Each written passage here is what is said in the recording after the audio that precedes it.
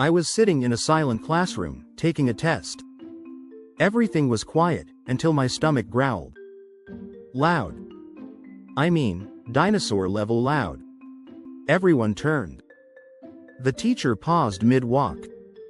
I smiled awkwardly like, yeah, that was me. To make it worse? My friend whispered, "Bro, are you okay?" And I just nodded, while my stomach kept growling. I now always eat before exams. Lesson learned. Like what you're seeing? Drop a like, subscribe, and stay tuned for more.